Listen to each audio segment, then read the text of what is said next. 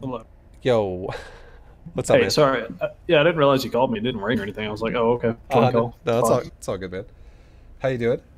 Nah, pretty good. How you doing? I'm uh, I'm pretty good. I'm actually really tired right now. Yeah, me too. Yeah, I've been yawning this whole time. yeah, my eyes are like really heavy, but I'm good though. Can't complain. Sounds good. What do you think about focusing on today? You still want to do Terran, or are you thinking about a different matchup? Um, so I don't have too many replays. I played a lot. But apparently, I don't have a lot of replays that I've lost. So I guess that's good. Damn, dude. But yeah, there we go.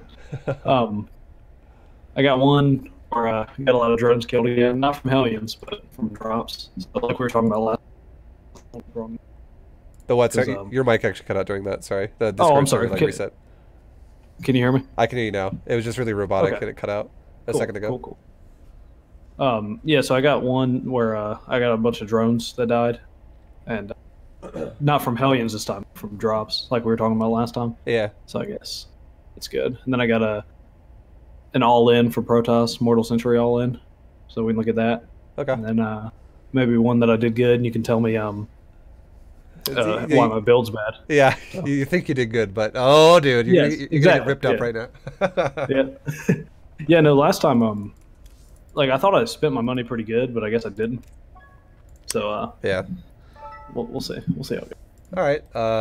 Yeah, just whatever one you want to start on. Let's just do that, and yeah, and we'll get into it. I'm trying to get like, you did just kind of explain it to me, but I'm trying to refresh myself because I've done like 6 coaching lessons, so much coaching recently, but Oh, I know. I've seen it. Yeah. with yours, it was the multi-prong harass was the thing we focused on a lot, right? And I was talking in your creep soda. I was like, your creep soda's really good, and then I was telling you how to like split up your units. My macro was good, but my creep shred wasn't great. Okay. And yeah, I think that's what it was. All my right. build just wasn't perfect. I think All right. we'll figure it out. Yeah. I'm trying to get to Masters this season.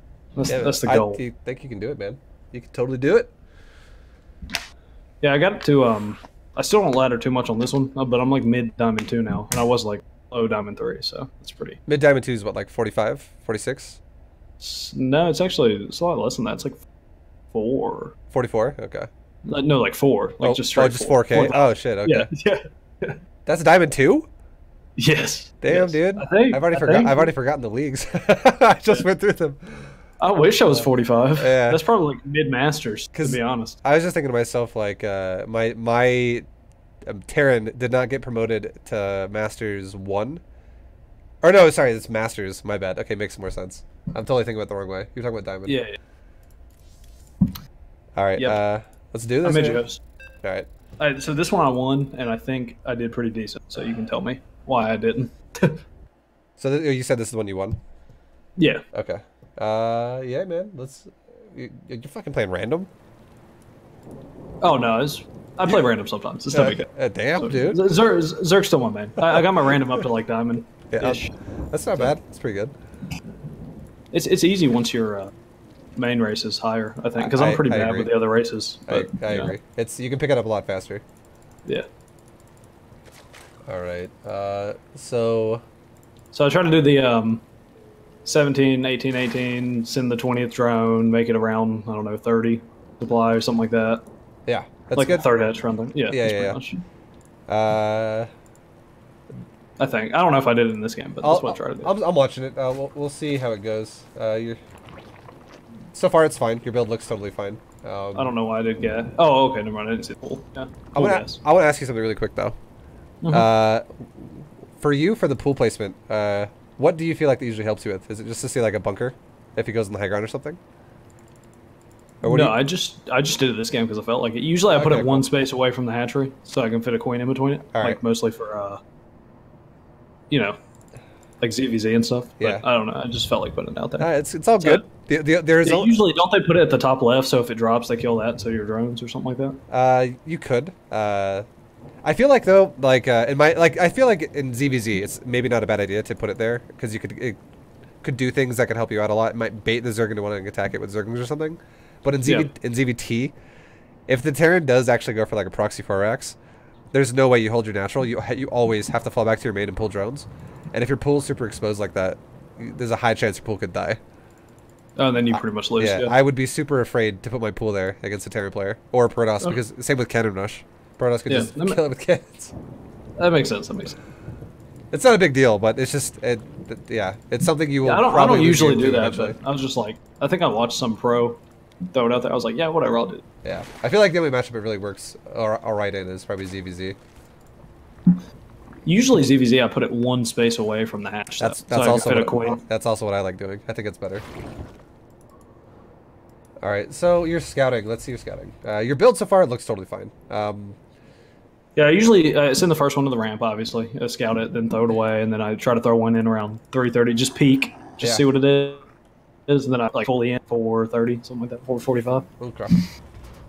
That's what I try to do. I don't know what I actually did. But. All right. Put if you're not doing it already, put the vision on your camera. So Okay. and then I want to ask you a question really fast. If you we're gonna talk about we're gonna go a little bit more in depth on scouting and analysis of what we see. Okay. If you show up to his base right now and you see what you see right now, what do you think? He's going to do a marine opener because he doesn't already have the factory started and he's already started the reactor. Okay. So. And how many barracks do you think he has right now? I would say one, but he might have two. I don't know. Okay. And Well, actually, no, he has one because he doesn't have a bunch of marines to kill my overlord. Right? okay, yeah. 'Cause if he had multiple, he'd have. Yeah, Yeah. it's good. I like where your mind's at. You're thinking about it critically. And then how do you feel like anything? If you're seeing this right now, do you feel like anything could be proxied? I don't think so. I mean, he's got two supply depots. He's got the command on the low ground, which is pretty expensive. He's got his barracks there. That's been there for a while because the reactor's already started. Yeah. I don't think so. And do you think there's any chance that this guy could have a third commander yet? Like hidden It's somewhere pretty on the map? It's pretty doubtful. Okay. It's pretty early Yeah. for him to have too. That seems pretty crazy. That's good. It's good. I feel like that's a good read. This guy pretty much is capable of having at the most one barracks in addition to this, or one factory starting like within the next 10 seconds. If not, like maybe right now if he cuts an SCV. But if this guy wants to continue producing SCVs the whole time, the fact that he's built a second depot already, and the fact that he also has a natural and a reactor, it means that this guy probably doesn't really have shit besides the Reaper, and then what you see, that's it. And he's probably also on just one gas. So that's a really good read. A lot of people, when they see shit like this, they're just like, I have no idea. He's got a barracks. Yeah, I don't know. It could be anything.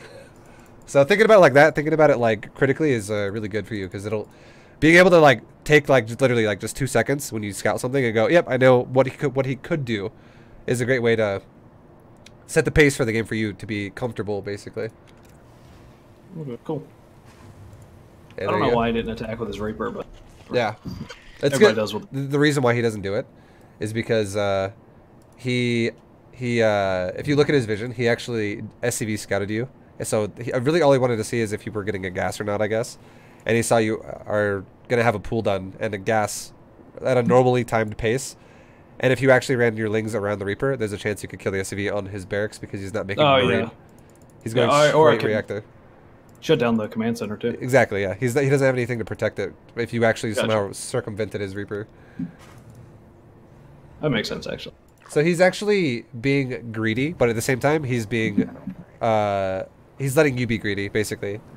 Yeah. Like You he's. have a new queen. Those hatcheries won't eject themselves. You're not gonna have to worry about like even losing a Zergling or a drone or anything. It's just easy for you as well. Yeah. Okay, now that right there. What? This is something now. I want you to tell me, what do you think this guy is gonna do from here now? Just from what you've seen now at this point, you've Putting the bunker down. I thought it was weird. I guess he's gonna be defensive because there's no. I usually don't see people put bunkers down like. What do you? I'm gonna ask you another question. I'm kind of make you tell me the answers, then I'll correct you if I feel like they're wrong.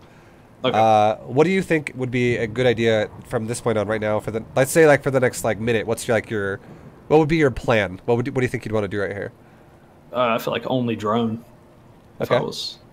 Yeah. And what do you think's gonna happen to you if you only drone? I don't think anything's gonna happen to me. I think he's gonna, defend his base until he gets some sort of push that he wants to do. Okay. And then in terms of his base, are you gonna just kind of let it be for now, or are you gonna do anything else about his base?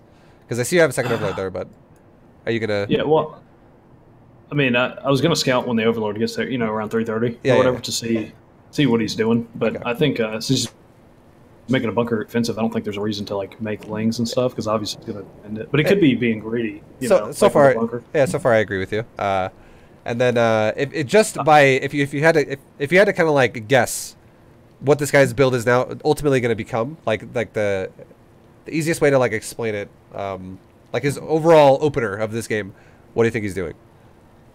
I mean, the bunker kind of makes me think he's going to go mech, but I don't think he's going to do that because he made the reactor with the barracks, you know. So I think he's going bio, but I don't know. He also To be has a second. He also has a second barracks that you saw. Oh, that's true. Yeah, so he's definitely going bio. Okay. Yeah, no, it's all good. But the way I would see it if I were you would be, even if you don't see the second barracks right now with your first Overlord, because the Marines are going to pop out and they would kill it now at this point, which is why I think it's fine that you pulled your Overlord back the way you did. But I would think he's going to go for a 2-1-1, and there is no guarantee what the factory starport is going to do because there's a lot of options for that. But it does mean he's just going to be making 3 Marines at a time with a reactor and a tech lab, and he's probably going to go for a 5-minute stim timing.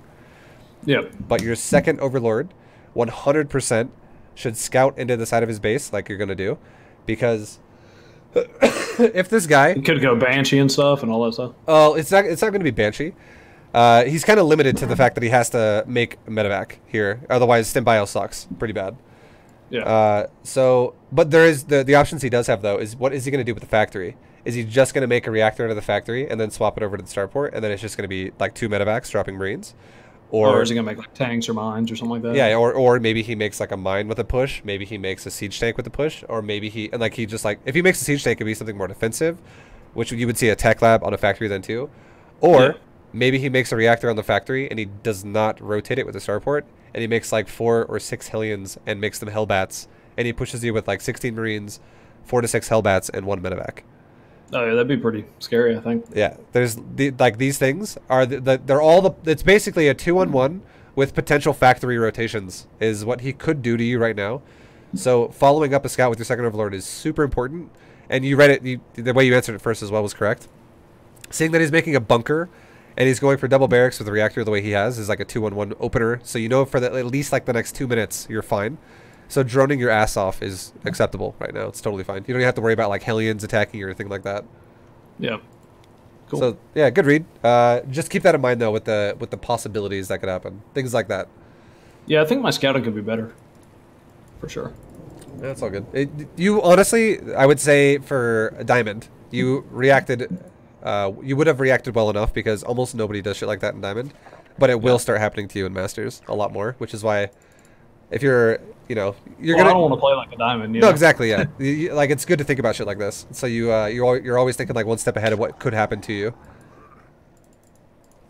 God save your gracious. I think I spent my money pretty good too. I try to make queens out of the natural, like you said. Oh, I was making double queens, but there's no reason for all that. Yeah. And then I try to take the Roach Warren after. I take it a little late. I know you're supposed to take it after you spend all your. You don't actually take a Roach Warren at all in this game. Yeah, because it's bio. That's right. I thought yeah. Yeah, that makes sense. Your second Overlord, I would definitely recommend those skirting into the base a little bit more. Those explosions, you. Because like right now, normally I try to at 3:30 just like graze the edge or whatever, so I can see like what the additions are and stuff like that. But I guess I don't remember what happened. So that's because like right now, if your Overlord was kind of chilling, maybe like near the middle line at his third, you could actually see that it looks like he's gonna rotate and be super standard. Most players in Diamond honestly just do this most standard shit. They don't play super awkward. But if this guy would, let's say you see that factory lighting up after the reactor's done, you could honestly be like, oh shit, I really need Banes or I really need Roaches. Something like this is going to be scary as fuck with Hellbats probably. But if he rotates the starport to the factory, he rotates the starport to the reactor, then you're fine. You could literally just make like a few queens extra to hit the medevacs and like lots of lings, and you'd be totally fine. Yeah. So I try not to take the Bailey Nest until like a start layer. You know, that's when you should do it if it's a standard build. Yeah, but obviously, I guess you need it for and Hellbats. Yeah, but yeah, exactly. Because if you actually went baiting this at layer, you would be getting hit. Like watch when he hits you, and look at your bait nest. So like won't even be remotely even close to being done. Yeah. So it's something that you can like eliminate a hole in your build basically with this kind of scouting, for the potential way that you could have died. Now you won't. Is the fourth and macro okay? Yeah. Right now? Okay. So, your unit count, though, I'm going to throw this out here, too, though. You actually droned a little too greedy. There's actually a chance you're going to take... Unless this guy gets way too timid about his push here, there's a chance you're going to take a lot of damage. Because what you should actually... The timings of how you should kind of deal with, like, a 2-1-1 build, if you know it's coming, is... you drone up to... You can stop making Zerglings at, like, your first 4 to deal with the Reaper, and you drone nonstop until about, like, 4 minutes and 20 seconds. But right around then... make nothing but units until 5 minutes? Yeah, okay. You need to make lings, because if this guy was... notice how he's, like, taking the medevacs on a tour around the map, and he's going all the way to the corner, going all the way to the top. Like, he's taking his sweet-ass time. Yeah, he's trying to be... Exactly. He's trying to be sneaky, and he's taking forever to get to your base. If this guy would just seriously boost straight across the map and land right at the edge of your creep, you would have a very hard time defending your third base. And there's a good chance... I have nothing. Exactly. Yeah. You wouldn't have enough lings to overpower it, so you would, if you did try to fight it, you would bleed your lings out, and your third would die. Or you would wait until you have enough lings to overpower it, and your third would die. Because you waited too long to make lings. I think I noticed the medevacs coming out because I threw whatever lings I had up there in my main, but obviously I didn't have any. Really. Yeah. Well, because you're going to make them now, but it is honestly too late, though. It's 420 is when you want to do it against 2-1, because then you'll have enough to overpower, and then you can go back to droning. Even if he doesn't lose the Marines, and he just lifts them up, you still have the lings alive that can now keep defending you over and over while you saturate your third then, like to finish it off. And it kind of usually ends up you only having about 8 or 9 drones on your third when you start making lings when you do it like that.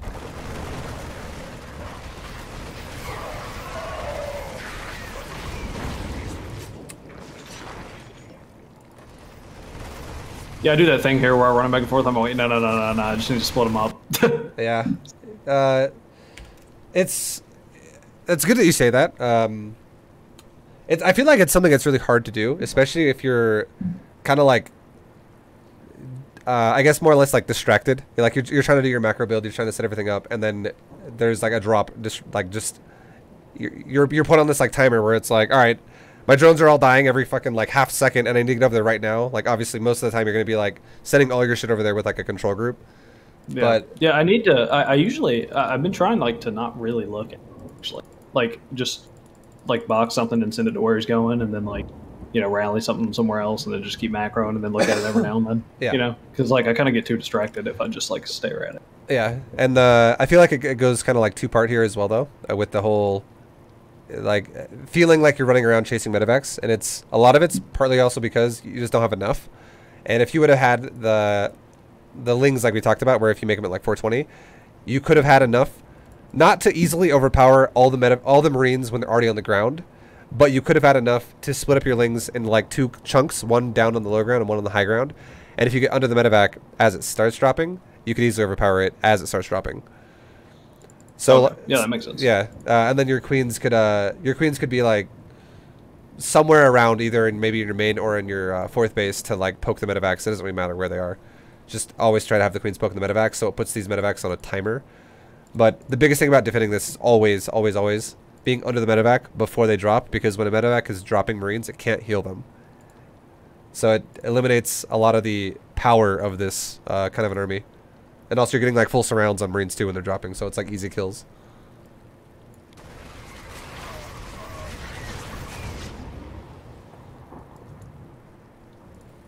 Yeah, so here I split up.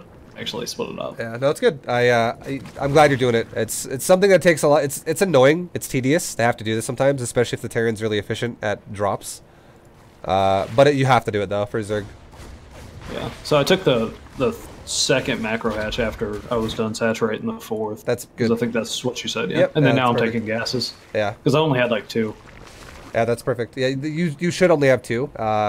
Because you can totally spend your money if you have perfect injects and you're spending your larva optimally all the time with overlords, lings, whatever, drones. Yeah. But now that you have 4 saturated bases, you would actually have a hard time spending your money at this point. So taking your gases at this point in the game now, when you know you're not going to die, basically, is the right time to do it. And right now, I would say you did it just fine because you deflected the drop relatively well. You didn't take a ton of damage. You also still have a standing army of 21 Banes and 24 Lings. That's plenty to kill 22 Marines, a tank, and 4 medevacs. So you're fine. Your drone ling timings, other than the 4-minute 20 thing, are totally fine. And then yeah, I know you're supposed to start 2-2 right afterwards, and then you know, drop your infestation pit when you do that, and then go up to hive, and then you can start 3-3. But I guess that's just it. yeah, it's all good. Little hiccups here will happen here and there. The upgrades are, they're important, but they're not like the end of the game. Like if you fuck it up for like 30 seconds, the game's over. It's okay. It's not the biggest deal. The bigger deal is definitely spending your money here on your larva. And then I'm going to tell you one more thing with the macro of this. If you are able to get your 4th base saturated, and you're now also going for that macro hatch, the 2nd macro hatch in your main base, at that exact same time, try to take a 5th base. Always. Okay. Because what's going to happen, the reason why it's good, is because your main is going to start mining out.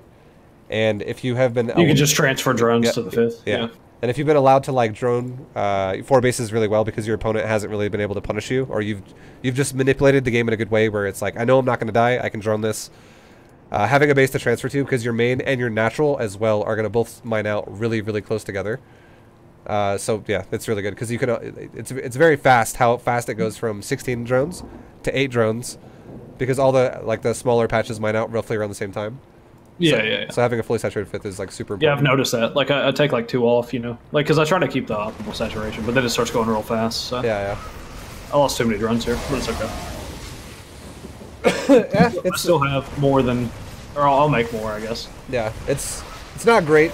Things like this, what it does to you really is it just, you know, obviously it just slows you down. And the goal of Terran always is to make you waste larva on not making army, so that your army is smaller when he finally does his actual push. Like what he's doing right now is kind of the equivalent of like what Protoss do when they go adepts. Like, have you ever played against a Protoss player who just like goes mass adepts and then adept, and then finally it's like, oh, here comes Charge of the Archon Immortal. And then if you dealt with the harassment phase well enough, you're gonna just crush the actual timing. But if it actually harassed you too much and you wasted too many larvae having to replace things, then it becomes way more difficult to stop something like that. Same logic with Terran here. So something I would recommend, if you ever feel like you're getting overwhelmed a little bit in dealing with medevacs like this, when you're on defense and nothing's happening, instead of leaving your units around your base, just like let's say like on the side of the cliff, just leave it in the mineral line. Leave like 10 Banes and like 20 Lings in a mineral line, and if the second a Marine shoots a drone, it'll aggro all your Ling Bane. That makes a lot of sense actually, because I was just throwing it to the side, like where they would drop, but I guess if the Lings are there, they're going to drop in the mineral. Yeah. That's what they want. So yeah, exactly. That makes sense. And then if his Marines drop and start smacking a hatchery, you have so much more time to react to that where nothing's actually going to happen, as opposed to like having 10 drones just die immediately, and you're like, oh shit. Yeah. All my drones are dead.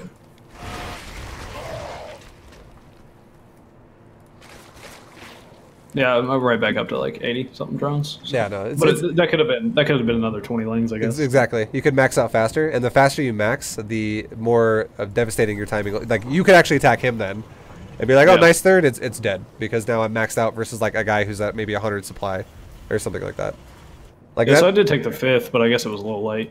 Yeah, it's you want to, like I said before, you just want to take it when you same time when you take your second macro hatch. My creep shot's pretty bad too this game. I don't know why, but it's honestly not that bad. It's I think it could be a little bit better, but it's not bad. It's good enough to cover your bases, which is what you honestly want. You want to have like about like 1 or 2 screen, like you want to have your creep about 1 to 2 screen lengths ahead of your hatchery to give you room to work with before your base gets attacked, if the Terran does a timing. So it's by this time you could have it like at their base, couldn't you? On this map, you could probably be about a full screen length ahead on the... you could probably have it to like the base of his ramp as third. And then if you like make a diagonal line going to top left and bottom right, you could have it like going there. If you were like a god of creep, basically.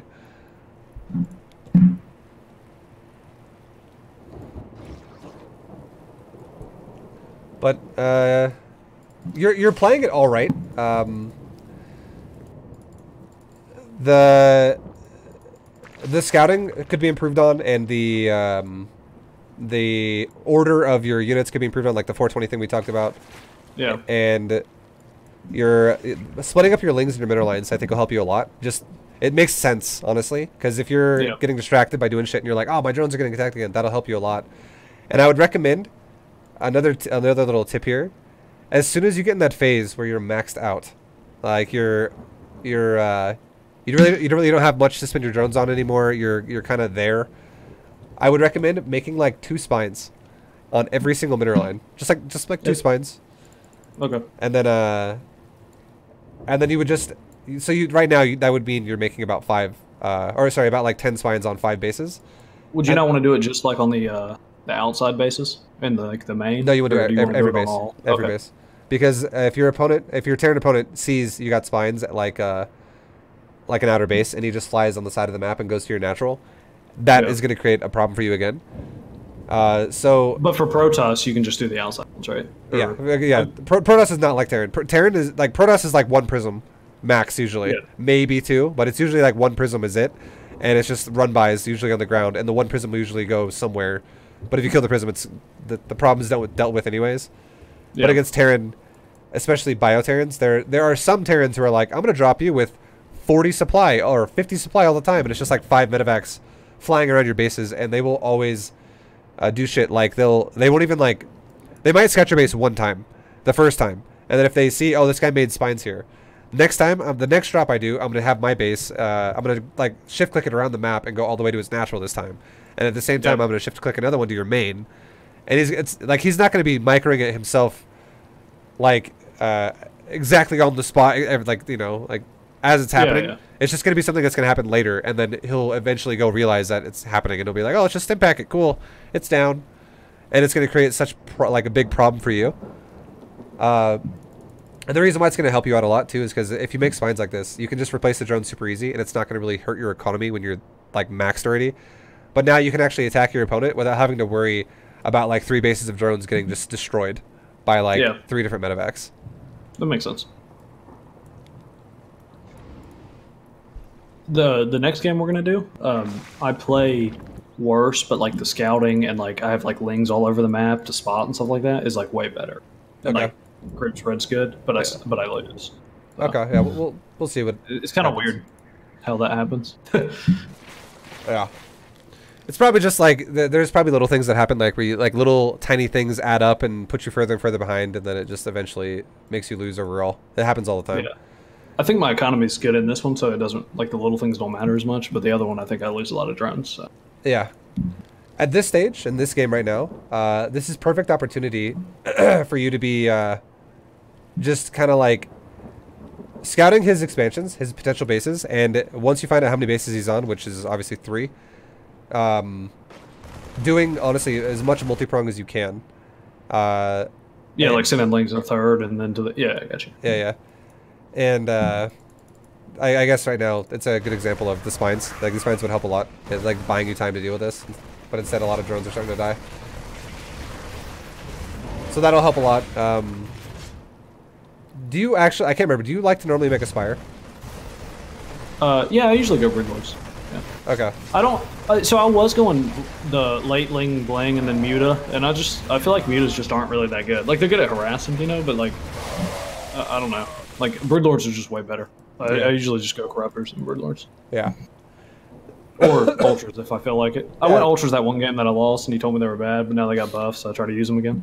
Yeah, the Ultras are they're weird. They're like niche. I would say Ultras sometimes can work nowadays, but before I forget, if you actually have the idea of going Broodlords late game, I like that a lot, and it also gives you the opportunity to make mutas if your opponent is the kind of Terran player who only attacks you by dropping you. Yeah, that makes sense. Yeah, it's because I feel like you right now so far what's happened is you actually had a win condition in this game, and it's kind of going away now. Just a second ago, because you were maxed out, you had like 82 drones. Your economy was looking great. Your creep spread is looking pretty good right now. You're covering most of the map. You have a really well-rounded vision of overlord spread, of creep spread. It's going pretty good for you, but. He just did 4 medevacs, dropping both your outer bases, 2 each, and that made your army get kind of pulled around and is now being stuck on defense. And about 40 seconds ago, you were maxed out already. or like 50, like almost like a minute ago. It was like 40 seconds or something like that. And if you would have actually just attacked across the map, you would have killed him, because the army supply for him at that point was only like 120 or like 110 or some shit. So even if you don't kill him right there and he's like he's ultimately dead, you will still do enough damage to him to put him in such a bad position to where your next free max will like 100% kill him. Yeah, because I have way better economy. Yeah. So biggest thing I can recommend, huge, that's going to help you a lot, big, is the spine thing we talked about. And also, when you attack someone, just leave like 20 supply of lings, like in the middle of your base. Yeah, I watched your last coach, and you were like group all your whole army and then take like a third or something like that, or 25%, and just leave it at home. Yeah, exactly. Your army. Because what you're doing right now is you're not trying to, your whole build is not like, I'm doing a 3/3 adrenal gland ling timing and I'm just gonna remax ling. That's like your whole game plan. That's your opener, but that's not your end move. It's really designed to do is get you ahead, and it can totally do that even if you have a little bit less in your army, and your end move can then become something like you said, like ultras or broodlords. Broodlords are probably safer, but ultras can still work. And leaving a little bit of your army back at home will definitely help your spines cover your ass, basically. Yeah. But yeah, if you would have been able to have attacked him a second ago, you could not only have made sure he doesn't have a 4th base now, but you probably could have killed, guaranteed, one of his 3 bases. If not, the game is over. Should I? Is it better if I go like Hydra Ling? Because I see a lot of people doing that, but I never make Hydra. You can if you want. I just go like Ling Bling, you know. If you want to go Hydras with your build, you got to be careful about how you do it though. Doing the Hydra Ling Bane build, it would work if you take the Hydrogen right as you take all the gas. So you still open up Ling Bane and Queen and the way we're talking about doing it and all that kind of stuff. But if you want to add in Hydras, do it then. And if you make Hydras, seriously, only make like 20 of them and stop. Because if you go, go Spire. Yeah, because if the problem with Hydras is that a lot of people make is they either make them too fast, so you will never have nearly as much supply as you do in this game. You'd be like 50 supply always less than what you are once you get to like 120 or like 130. Instead, it would be like 80 supply or 90 supply, because you'd be like prioritizing your gas way too fucking hard to get fast Hydras. And the other mistake people make too is they make way too many Hydras. They make like 40 or 50 Hydras, and it's like 4/5 of their army is Hydralisk, and it's like a little bit of Lingbane peppered onto it when their upgrades are prioritizing Lingbane as well. So it's like it doesn't make sense. Yeah, usually you get just +1 melee or +1 range, and then you keep going back to melee because you want to go Broodlords anyway, right? Don't even get +1 range. That's a Protoss thing. It's you literally just go Lingbane upgrades the whole time, melee carapace, and get 3/3. Got you. And if you want to get a range upgrade after that, you can. But if you make too many Hydras, the problem with it is if the Terran player has a lot of bio medevac actually trades cost efficiently better than pure Hydra does. The only thing the Hydras are supposed to do is support the backline, which can pick off medevacs, pick off tanks a little bit faster, because the bio is going to be kiting backwards away from Lingbane. So as the Hydras push forward, they can pick off gas expensive units quickly. They can help just burst them down, and they can also burst down Marauders. So the Lings don't get caught on them forever, because Marauders are really tanky. Yeah. And then also, if you actually have enough ground to push your opponent, you can kill like a command center and stuff like that. And the reason why 20 Hydras is good is because 20 Hydras, realistically, is more than enough for most concaves. You're not going to have this like 40 Hydra concave or like this 30 Hydra concave. Like 20 Hydra concave is already like this full screen length concave that's massive. And it's more than enough burst damage to kill heavy structures or heavy hit point things. That makes sense. But yeah, just 20 Hydras and stop. And try your best to never lose them. You don't want to be remaking Hydras either. Like, so if you take a fight, they're expensive. Yeah. Because it'll delay like Broodlords and stuff like that. Because it's kind of like a transition unit. You still want to get other things that are better than Hydras eventually, but you totally can do it if you want. It's not a bad idea. Okay. Yeah, I'll stick with this for now. Maybe I'll sprinkle it in a little bit, but this is working fine. So the power of what you're doing right now is it actually makes your hive tech faster. Because you're not dumping a bunch of gas into Hydra upgrades and just a bunch of Hydras themselves.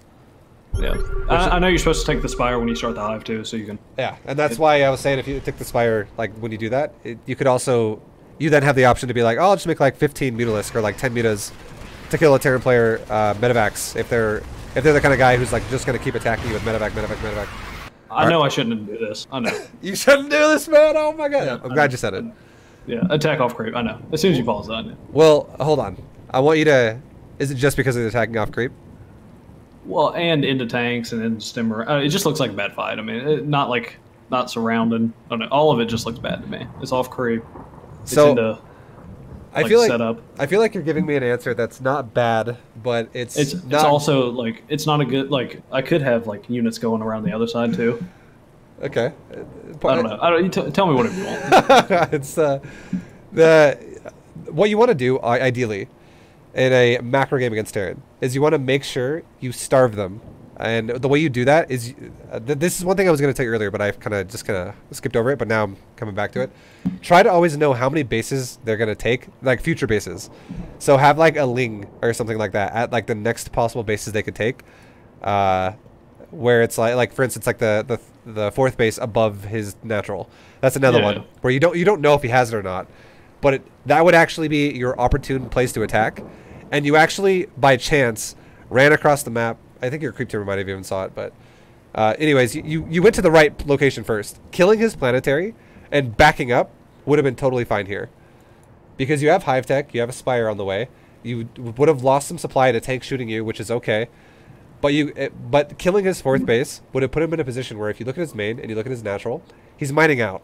And you look at his third, he's also starting to mine out.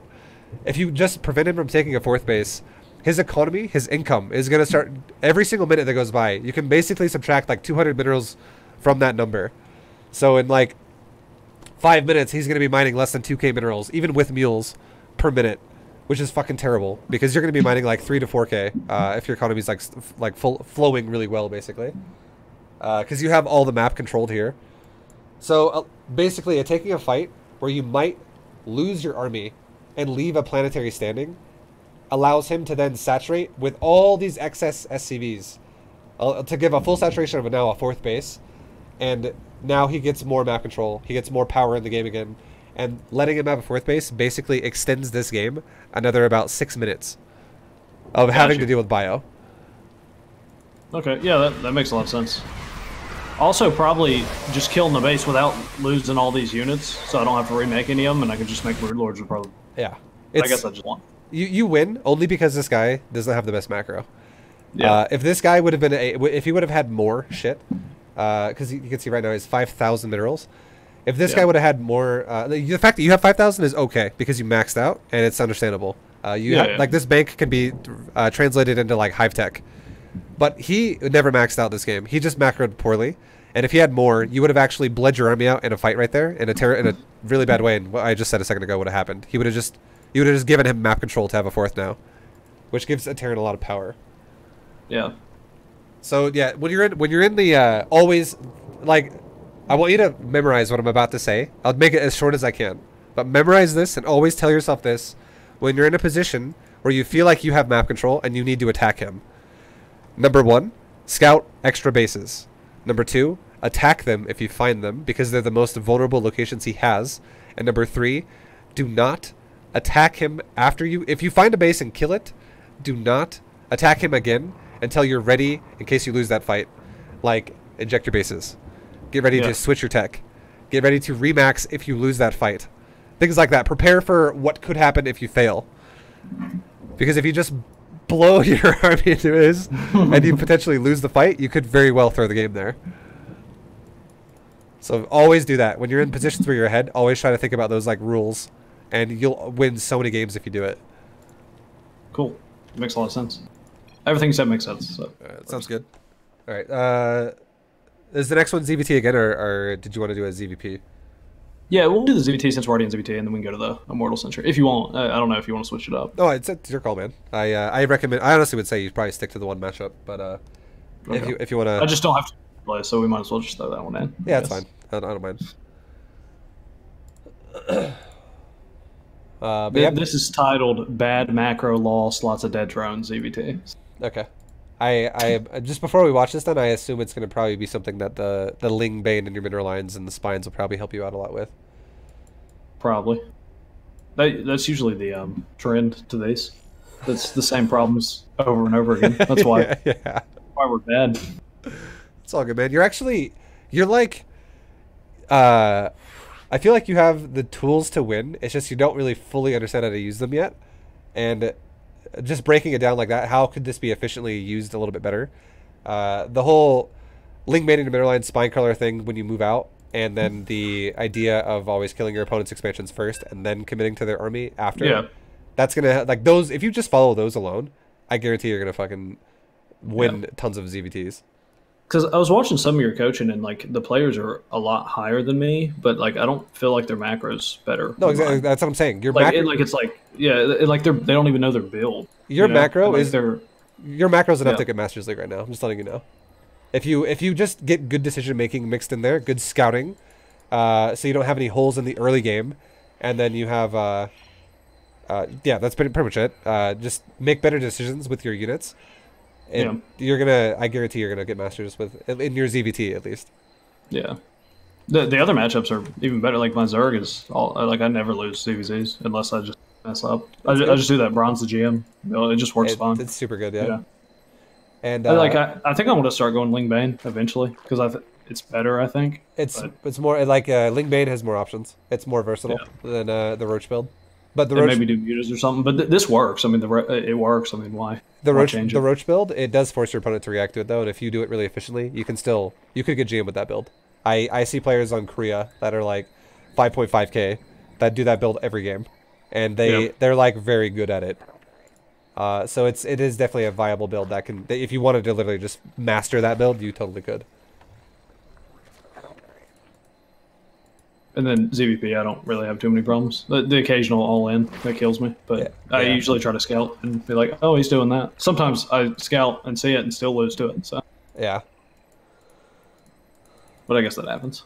Yeah, it's it comes down to like, I feel like decision making with your units again, and situations like that when you know it's coming but you still die. Maybe you took like a bad fight somewhere or something like that. You have a new queen. It's probably the same thing. So in this game again. I'm gonna ask you this question one more time. What is this guy capable of doing right now from what your Overlord has seen? I mean, to me, it seems pretty similar to the other game. I mean, he has a reactor finished. Okay. I guess this map's a little longer, so it's probably the same timing as the other one. Yeah. It's kind of the reactor finish. It has the low ground thing. It looks like the same thing to me. Nothing, pretty much. All right. It was a trick question. It was the exact same thing as last game, and you said it. So I just wanted to make sure you're not going to like look at it and break it down in a different way, because I would just try to help you understand it again. But you know what's going on. It's if you don't see the biggest obvious tell is reactor's done and there's not a factory nearby Marines. It's going to be most likely 2-on-1. It's not guaranteed 2-on-1, but the fact that you also see a command center at his natural definitely increases the odds that it's 2-on-1. But if you let's say you only saw the reactor at his ramp, okay? This is actually something we'll talk about really fast. If you're Overlord, let's say hypothetically, skipped the natural, you just barely missed it, you didn't scout it properly, and you just went straight to the ramp instead, and you saw a reactor finishing on the barracks like this, and then you never scouted the natural. That does not actually mean it's 2-on-1. So I like that you scout both, because I try to go down, dip down. I want to see if he has it. I don't want to just miss it. Because if he actually did not have a natural, there could be so many more builds that this could be, and one of them that could kill you very easily. Which it'd be kind of weird that he makes a reactor with it, but it could totally be like Mass Reapers. Because like that's pretty strong, I think. Yeah. If you don't, because you don't actually know if he has. Basically, here's the biggest thing I'll tell you. Overall, seeing the fact that he has a natural, and the fact that he has a reactored barracks means that guaranteed he's only got one gas. There's no fucking way he can mine 2 gases and do all of this at the same time. The build would suck really bad if he went double gas and then just expanded and went reactored Marines. Yeah. So the fact that he only has 1 gas means that he's doing a gas light build, which guarantees that you're fighting a bunch of Marines, which is a 2-on-1 opener, basically. Or I mean, it could be Hellions too. Not for this, but that's not a gas heavy build either. The only way it would be Hellions is if the reactor was a little bit more delayed. And he had the factory. Yeah, I got you. Yeah, because he had the factory too. The factory started before the reactor. Yeah, okay. I got you. So it just kind of breaks it down like logically, where if you really think about it, it makes sense. But yeah, you still get the gist, which is good. You have a good understanding of what's happening. And the fact that you have an Overlord here parked and you just see Marine. Yeah, Right? this is a cool map for that. That's nice. High ground. Yeah. We're all gonna die. So in this game, go ahead and let you know. Like it's kind of weird. I think I messed it up. He stays on like 2 bases for a while, and I know I'm ahead in the economy, and so I like scout all his expansions and stuff like that, and I just don't do anything. Yeah.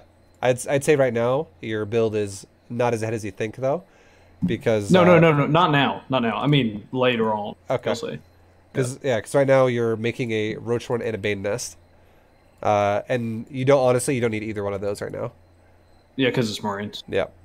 It would be the same thing again, where I would say I would highly recommend trying to somehow get maybe a scout off the side of his base. Like if you can't and you play it blind, 99% of the time it's going to be 16 Marines and 2 Medivacs. It's very rare that someone does something that's different than that. So I would say you could totally get away with just doing the standard like Baneling Nest with a layer timing and not getting roaches at all here. But I still think it's a good idea for you to try to scout the starport and see if he's going to put a reactor on it or if he's not, and if he's going to leave a reactor on the factory if you can, because that will happen to you more and more. Like the percentage of it will go up a little bit the higher rating you go. Okay. But yeah, your build is too much defense, I would say. This was also late at night, and I was drinking a lot too. So Okay. give me a little credit too. Okay, it's all good. Just a little bit though. Oh, fucking a Roachhorn sounds good. You know what? Bane this. Let's go there. Too. Exactly. That's what I'm saying. It's like I don't need layer. I don't need gas. I don't need drones. I'll just make whatever I feel like. All right. I did like what you said about the you start your I didn't do it in this game, but you start your double evo on your 1 gas when you have what like 170 gas. So when they finish, you can do both your upgrades. Yeah, because it takes 80 gas is mined in the same amount of time that an evo will build, so it's perfect. From here on this game right now. Now I'm gonna ask you the same question again. If you're seeing his build right now, what do you think is gonna happen? So he's got a tech lab on the factory. That means tanks. Or Thors, I guess, but it's tanks, you know. Yeah, same thing. Looks like 2-on-1 with tanks. Okay. Maybe more defensive because he has tanks. Okay, how would you react to this? Just make Ling Bane. Okay, and what... Since I already have a Bane Nest. I'll just... Well, I mean, more Lings, I guess. Yeah, but for sure. This would be, I guess, the way I would say you should really be careful here and react to this.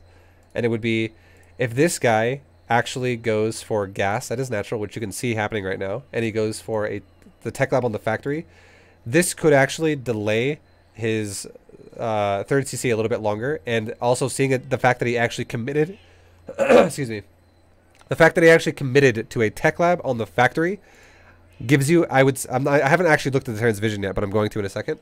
I would say there is a higher chance now that this guy has a 3rd barracks in his base somewhere in fog, and even if he doesn't, there is still going to be probably a very delayed 3rd here if he actually wants to make tanks with this, because this is going to soak up his resources a lot more. And if he's going for, like, let's say a Stimpack upgrade, he's going for maybe a +1 upgrade, he's going for tank, he's going for double medevac, he's going for bio, this is going to be a timing that is going to hit you really hard with siege. He's probably going to do either 2, maybe 3 tanks. Usually it's probably 2. And the biggest thing, the alarms in your head basically at this point when you see that should be going like this. I need to get my creep spread as fast as I fucking can outside of my base. I need to get my natural going. Yeah. As soon as I was looking at this, I was like, my creep spread. And you need to start. There is no creep spread. And I would say, honestly, as a reaction to this too, I don't want to make it sound confusing here, where it's like sometimes it doesn't make sense, but logically, what I would say is the most important thing of all here is Baneling speed.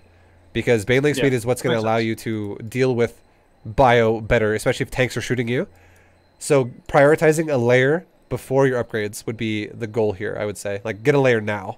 And then even normally, not right. Normally you want the upgrades first. And exactly, then Yep. Same time. If it's just 2-on-1 and it's like just medevacs only and it's no tanks, I would say yeah, you could get the upgrades and delay your layer a little bit. But if you spot someone who's going to tank push you, I would definitely prioritize Bane speed. Yep. And then go to upgrades a little bit later. Okay. You're gracious. You're engaging the opponent. There's 3rd CC. Yeah, okay. Yeah, the 3rd CC definitely it gives you a lot more of it. That tells you automatically there's no 3rd barracks now. This is now. It also tells you that it's not like going to be like an all-in. So. It still could be a timing. 100% still Okay. could be a timing. But if it is a timing, it's going to be weaker now, is what it should. That's what I was saying. Yeah. Like not an all-in, but a timing. Yeah, yeah. Okay. I don't know if you said all-in or timing, but yeah, it totally could be a timing, but it's definitely not an all-in. You're right on that. Yeah. I've also noticed when people play, if they're losing to a timing, they say it's an all-in. Yeah, it makes you feel better. Yeah, I do it all the time. The ling stuff at all the bases, and then come from. I'm gonna give you a. I like it. I like the fact that you spread your lings out around the map a little bit to see his. You're kind of seeing his bases, but you're also kind of seeing where the medevacs can go. Yeah, one of my buddies in Masters told me that I should see like where they can push out too with the lings. Yeah, I think maybe you might have gone a little bit excessive though on the lings. It's not a big deal, honestly. It's not huge. I think the bigger deal was did you actually spread your lings out defensively on your bases as well for this initially? I don't know. Okay. Either way, I'm gonna back it up. I gotta see it. Because I don't want to ream you if you're not doing something. Okay. Yeah. I also like didn't have any units. I don't think. Yeah. Really. Like that's not a lot of lings. I would say it's kind of falling into the fact that you're being a little too greedy again. You're fully saturating your third before he's like your gas included before he's actually attacking you. This is a little bit late though. It is 6 minutes and not 5 minutes. So the fact that he went for like tanks and stuff has delayed his timing, I guess. But the biggest two things I feel like are maybe a little bit wrong here. One would be, yeah, maybe you could have a little bit more units, so you could deal with this a little bit better, more efficiently. And two would definitely be this game. I think your creep spread is actually non-existent. Yeah, no, it's terrible. Yeah, there is no creep. Yeah. So it's definitely it's gonna create a hole where now he can harass you and be like, oh shit, a bunch of drones are gonna die. So. Yeah, usually it's not like this, but I know. Usually your creep spread is really good, so I know it's not normal, but that is what's gonna cause you to lose drones here. Is the fact that you don't know it's coming and he's already going to be unloading in your base. Because if you're go ahead. Oh no, I didn't mean to interrupt you. I have a third base, right? And I know, like, obviously he has a third CC, but he doesn't have it on the low ground. Like, should I only like half saturate the third, or fully saturate mineral line, and then like only make units? Or? So, if your opponent goes for a 2-1-1 build, which you kind of identified he's doing really fast, your build, no matter if he does or does not take a third CC, should be starting to make lings around 420. Okay, the same thing as last time. Okay. Yeah. And then if your opponent, and it's great too because like a lot of Terrans do this build, it's really fucking common for bio. So it's gonna make your life easy about the 420 timing because it happens all the time. And then if your opponent, like I said before, if your opponent does not, or if he does or does not go for a third CC, you're gonna make lings until about 5 minutes, no matter what. So you're gonna make like a good like 40 lings. As a follow-up to this. And then if you scout your opponent's base like you did and you see, oh, he's got tanks, he's got a fucking third CC, he's got all this stuff. If you see a third CC, you can stop making lings and go back to droning around 5 minutes, maybe 5-10. Just make up to like 40 lings, 40-ish lings. Like, don't go below that. Oh. Like 40, 46 lings, whatever. Anything above 40, but just barely above it, but around 40 is fine. Doesn't have to be always perfect. So always perfect 40, got you. Exactly, right? It does, like some people are OCD. It doesn't have to be perfect. It just has to be around there. The reason why that number is important is because 40 lings is enough to still overpower 16 Marines and 2 medevacs if you fucked it up. If you're like, oh man, he's dropped and I'm not ready. I wasn't in position to deal with it. If you have to run the medevacs and the Marines, and you have like, let's say, already down, it's enough. Yeah. Like if they're already there and all of them are going to stim now, and now you have like, let's say, 3 queens and 40 lings running at the bio that's already on the ground, you can still win that fight. That's really cool. If he decides to take it. But that's pretty cool. If you have less than that, you'll lose that fight if he takes it. Which is why it's super important to have that. Yeah, that makes a lot of sense. That's really good. I never thought about that. I guess there's a lot of things like that good players know that I don't. And then if you take a great fight and you like, let's say you catch him right as he's trying to drop his Marines into the Zerglings, and you're like, well, I lost 5 Zerglings and he lost 12 Marines. Obviously, you don't need to make lings again. You're fine. you can drone, and you just killed a lot of his army. But let's say the Terran player is good, and he drops in a position where you're not actually surrounding him yet. He stems forward. He kills like 15 lings, and a lot of his Marines almost die, and then he lifts off and leaves. You might need to remake some lings then. Like, fix it again. Don't just, like, drone, and then he comes back again with a new set of fully healed Marines. And then he does it again. Now he actually breaks you because now you're under the threshold that you needed. Yeah. So try to maintain 40 lings. 40 plus. And then the faster you can, obviously, the faster you can saturate, the more you can then just crank out non-stop lings, obviously, and control the game from there. So you really want to get to, like, what drone count do you want to get to after that? Like, obviously, like, I try to get over 80, like 85 or something like that. Yeah. You know. Safely, 80. 80-ish. Like, 80, 85 is great. After the 40 lings, if they don't die. And the way that kind of goes, the way that kind of plays out is not every Terran's going to 3-base you. Some Terrans will 2-base you. But the goal here is going to be to scout him as best you can. And if you do scout him, then, and you see a 3rd CC, your goal is to deny with the 40 ling-ish number, and take 4 bases as fast as you can and saturate, and then be safe about it, and make, you can add in some banes and shit like that, and macro hatches and all that stuff, and then you're fine. It's really easy to actually saturate 4 bases if they go 3rd CC, but if they go 2 base, no 3rd CC, and they actually instead add on more barracks to just attack you all day, you need to make the same rule again applies, where you have to make like the 40 lings. To deal with the first 2 medevacs that are going to harass you, and then if he does not have a 3rd base when you scout him, and instead you see extra barracks. If you see anything above 2 barracks, you need to, honestly, probably just like stop making your workers all together. And just make units. Exactly, and make sure you have some fucking lings like at around the map, so he doesn't have like a hidden 3rd on you that you don't realize is actually there. Like this, pretty much. Well, no, you actually saw this one, but like if it ever happened, I mean, like my lings are. Like. Okay. Yeah. But if you know the Terran's gonna do a timing, it's better to make enough units to crush. Like you're gonna just crush the timing at that point, and then once you do, because you know he's gonna attack you with this full massive timing, then you can go back to droning, and then you can go up to like the 80 drone saturation, and then you to control the map from there. Okay. So that's kind of how the 2 ways that it kind of goes.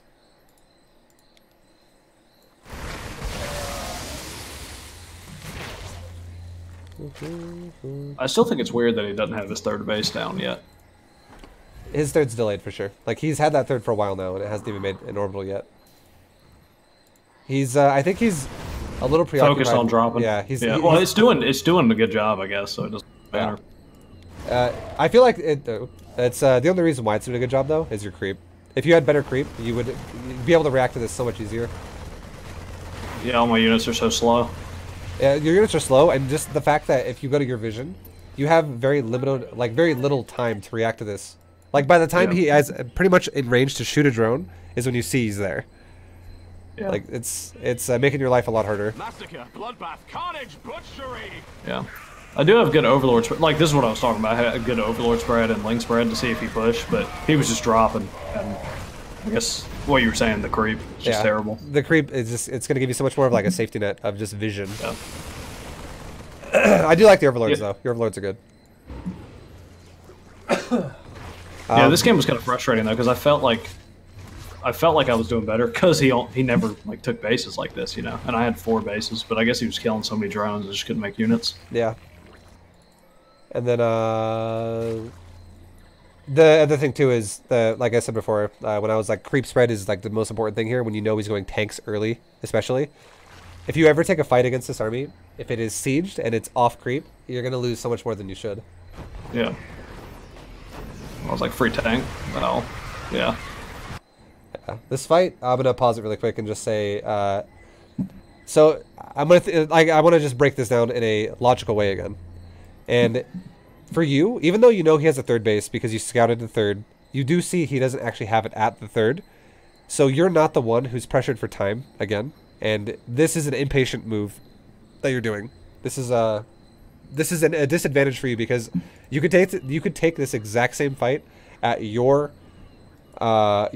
base with creep would make your fight even better, or you could take this fight when you could also potentially kill a bunch of SCVs and a 3rd command center. Yeah. So both fights would be better for you. If just taking a fight randomly in the middle of the map against just a bunch of bio, that can escape.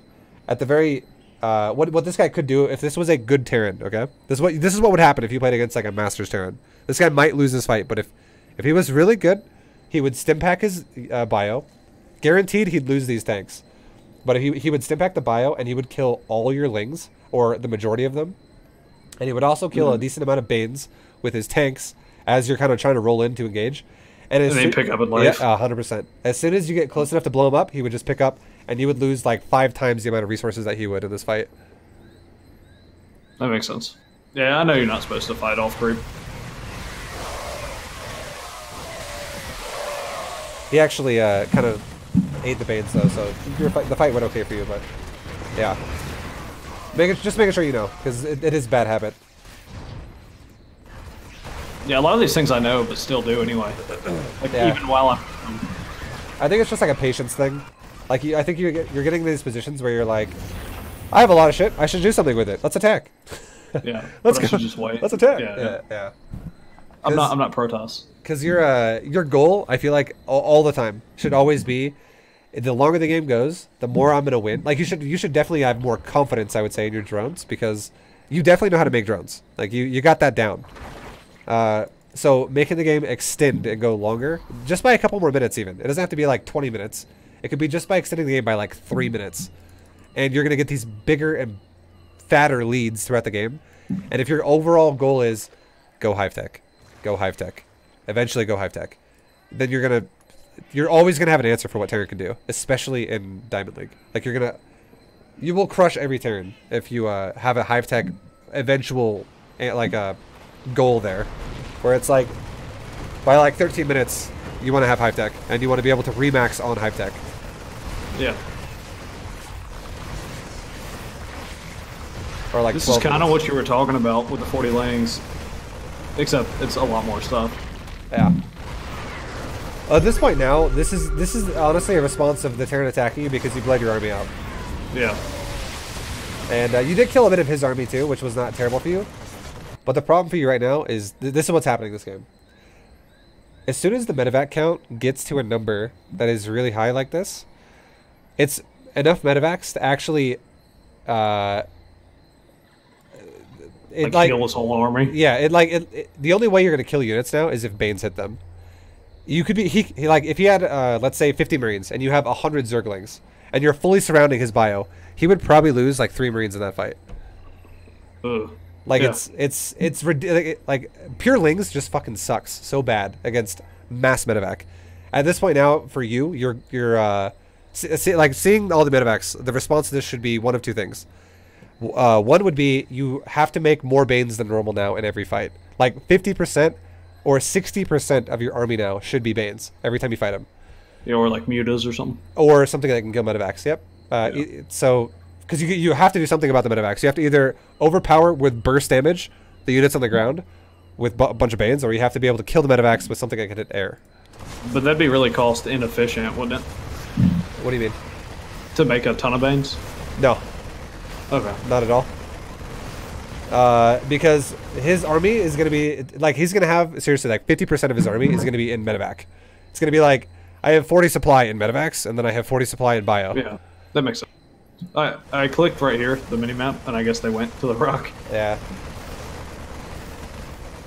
It sucks. The damage was kind of already done, though, even if the Lings would have went there right away. Like the drones. You think I already lost the game, pretty much? The only way you could win this, like, not entirely, no. You're definitely taking a lot more damage than you need to, but you have not actually lost yet.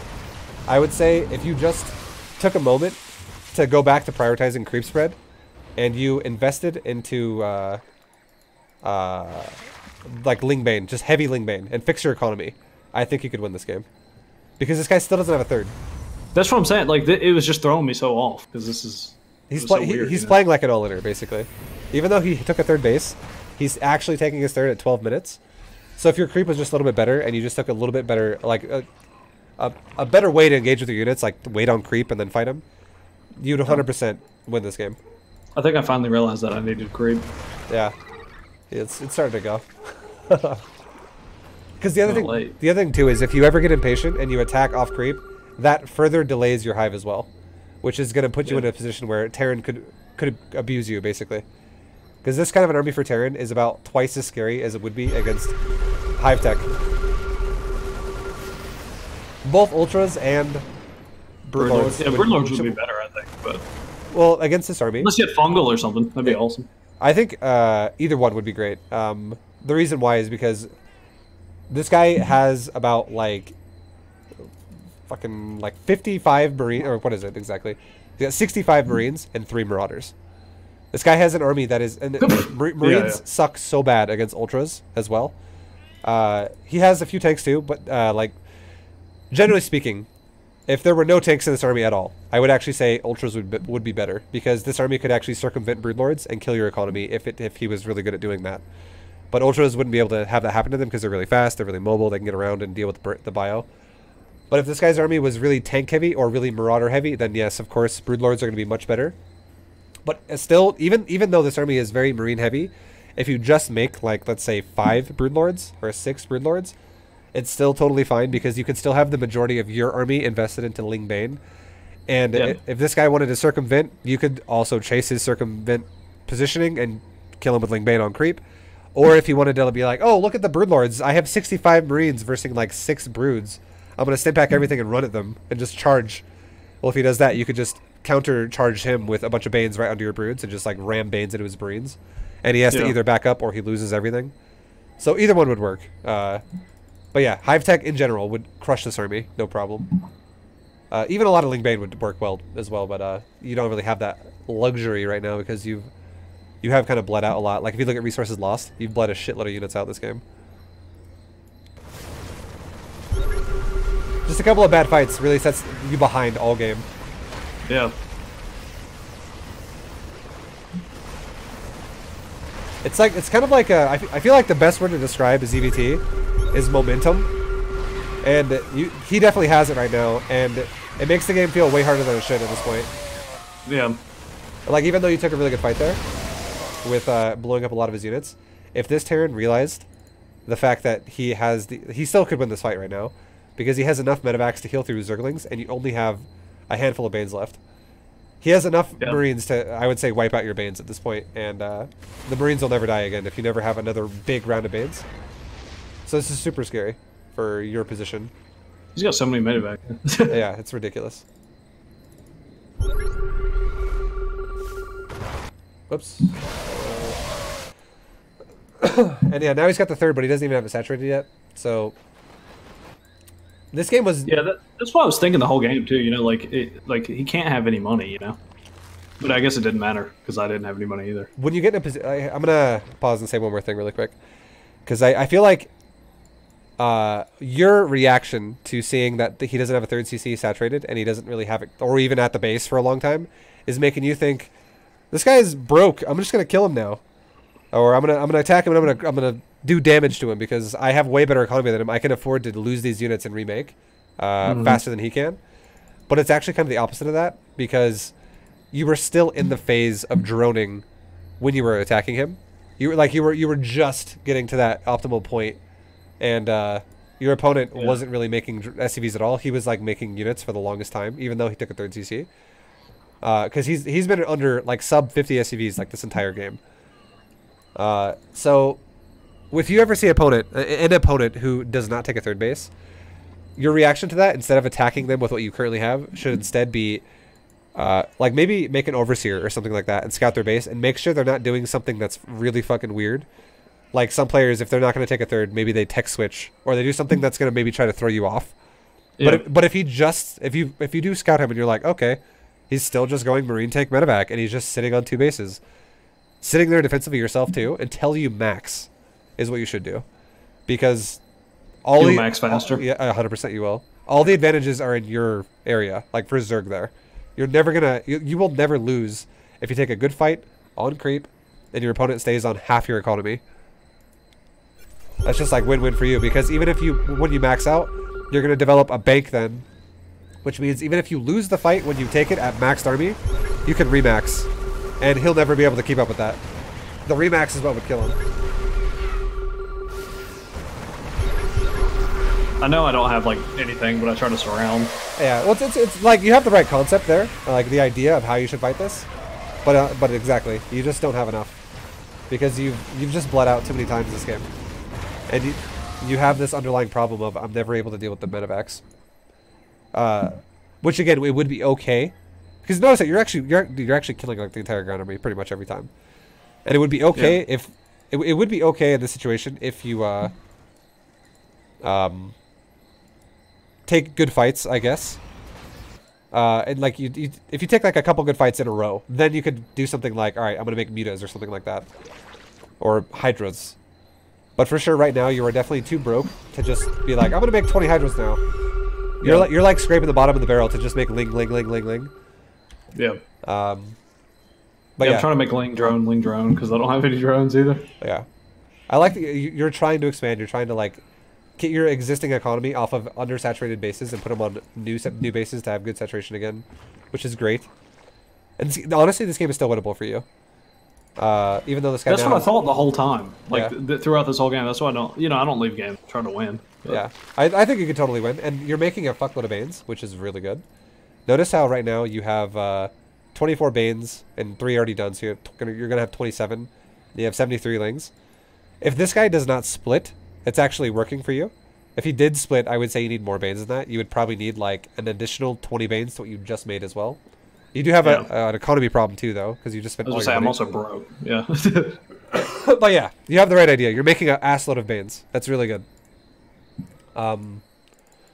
The one thing I would also recommend here, against someone who, if you ever find yourself in a situation like this as well, where it's kind of like trading blows for blows, as soon as you can, the priority before Hive Tech would actually be 3-3 as well, and Adrenal.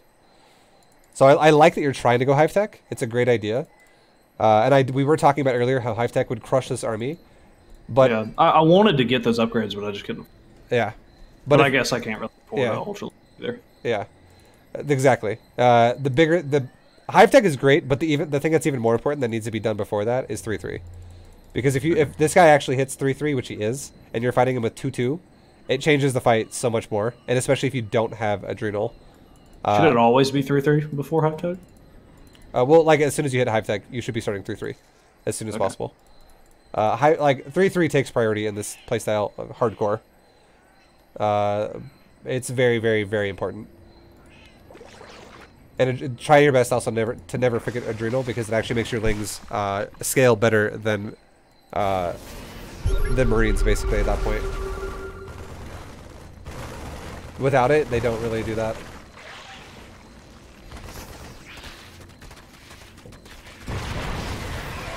This is another. Try to split a little bit too, but yeah, I would say this is another impatient fight though.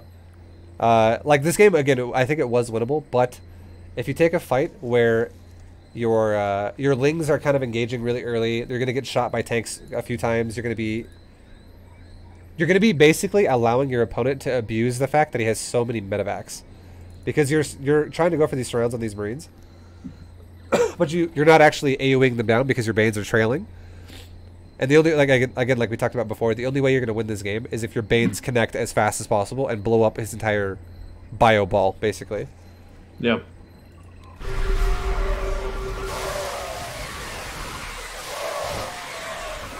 And now that the Bane's kind of thinned out, it's the same problem again. There's like there's like a personal healer medevac for every Marine that's here. He has 17 medevacs now.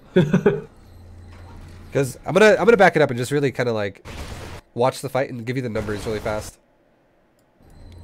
So check this out. Right as this starts. I'll go to units too. Yeah, it's 43 to 73. Yeah. And 28 Banes. Yeah. I want to see it like right when it starts happening. Okay, so you're making a few Lings, he's making a Marauder or whatever. But yeah, right now, right as the fight's beginning to happen, it's 73 versus 45. And already he had 45 Marines, he's only got 38 now. And which means he lost 7. And you just had 73 Lings, and now you have 46. You just lost, what is that, like 27 Lings? Yeah. Something like that? It's That's obviously not a good trade if you were always going to if the fight is going to happen where you're trading 27 lings for 7 marines. It's you're bleeding too hard here. You're bleeding your army out too fast, and it's the better way to have taken it would have been to have even if he's going to scan your creep a little bit, you can let him do that, but just let him commit to getting to the point where he's very deep into your territory, into your base, and then try your best to do something like maybe you can like flank him or sandwich him on creep in some way if he gets deeper and deeper into your base, because you have no real. There's nothing that's really pressuring you right now. Like he's not going to kill a hatchery, so it's, he's pretty far away. Yeah, it's just a not the best location for you to fight at. I think I did a decent job not coming back because I keep taking bad fights, but like I tried to make the creep and keep expanding like that, you know. Yeah. Well, you decided to creep start this game when it was harder. Like it's like the game's already like gone into the next phase where it's like lots of drops and stuff like that, and you're fixing the creep then, which is it's good. But it's obviously so much easier if you're fixing the creep that's way further across the map rather than like trying to get the creep out of your base. But yeah, like it's you already know. I don't have to keep. It does set the pace a lot for this game, which is a lot of the reason why you're struggling this game. Yeah. But you understand. Watch this bio not die. Yeah. Now it'll die because the Banes are there, but that's exactly the problem when you have all these medevacs like that. Lings just don't trade anymore well at all against it. Yeah, I feel like we can skip through the rest of this. I think it's Oh damn! I didn't realize how long this was. Yeah. I think I try to stick in, you know, try to win.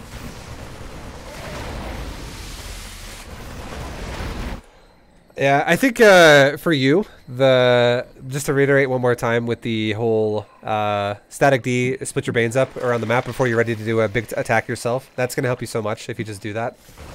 Because I do think one of your biggest weaknesses is multi-prong. I think that the drops do more damage than they should.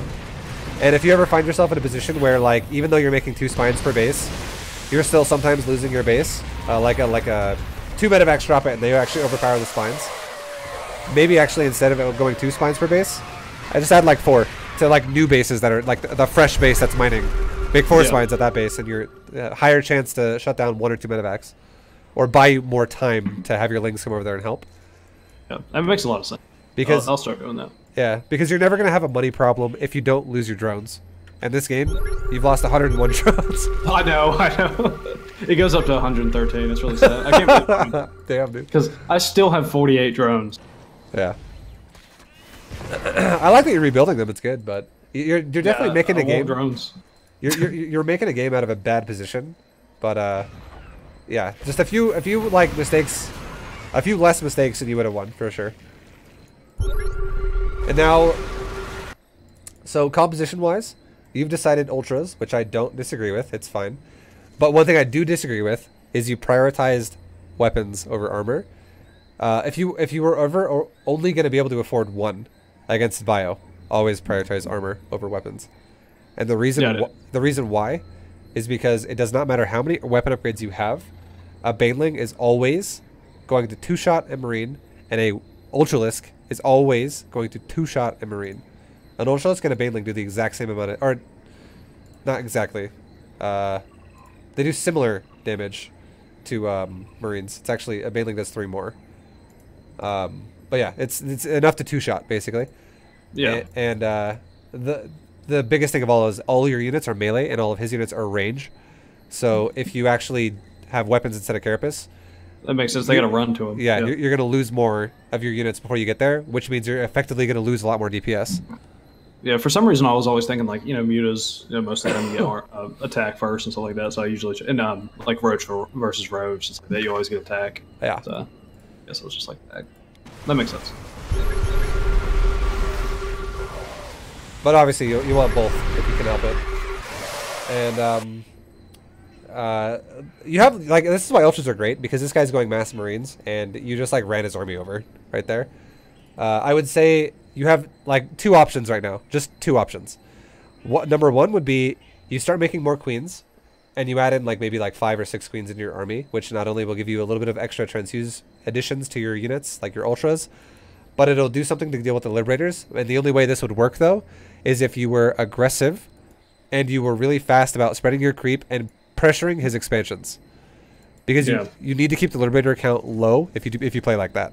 If the Liberator count it gets to like 10 or like 8 and you're going queens, you're not going to win that fight. You're going to lose. Or you could like Nidus. And Nidus would be, if your creep is actually like struggling, a great way to bypass that would be add in a Nidus to your build and just yeah, I saw you doing the Nidus yesterday. It was crazy. Yeah. Like all the Nidus everywhere. That was cool. And if you wanted to like do like an attack with like, let's say Ultraling, Ultralisk, Zergling, Baneling, Queen, you could actually just like send your Ultraling Bane across the map on the ground, and then you could like Nidus where you're going to go everywhere. To. And you just Nidus the Queens to like get to the location. Like if you wanted to kill his base middle left, you could have like your a Zergling or something like that run to like the cliff side and put a Nidus there, and then attack it as Nidus is spawning. And then when he comes to defend it, you have a Nidus that spawns and Queens just pop out of it, and then as the Queens pop out, you just throw down like 5 tumors or 4 tumors, and then use the Queens in the fight. And then exact same thing. If let's say now you're like, okay, I just killed this base, now I want to go kill the base in top middle. You have a Zergling kind of in top rightish, run that Ling over a little bit, build a Nidus. Have your whole ground army run over there, and then have Queens pop out when the Nidus is done. Same thing again, drop like 4 tumors. It'll speed up your creep all over the map in weird spots because it spawns creep wherever you want. And it'll make Queens get there immediately so you can have them. And that would be like a great way to have Queens up as part of your army if you wanted to use them instead. That's pretty cool. And it also allows you to be more aggressive, which is what you want. You want to be trading as fast as you can. You do not want him maxing out on like lots of libs. But if you want to play the other way, which would be like a Spire with maybe like Corruptor, then you could be a little bit more passive about it. It doesn't matter if he gets up to like 8 Liberators or something like that. It's okay. If you have like 10 Corruptor, you could just Corruptors and all your units go forward at the same time. And even though your Ultras are going to start taking some hits, your Ling Bane are going to take some hits, whatever. If you lose some of your ground army, hopefully, best case scenario, you kill some of his at the same time.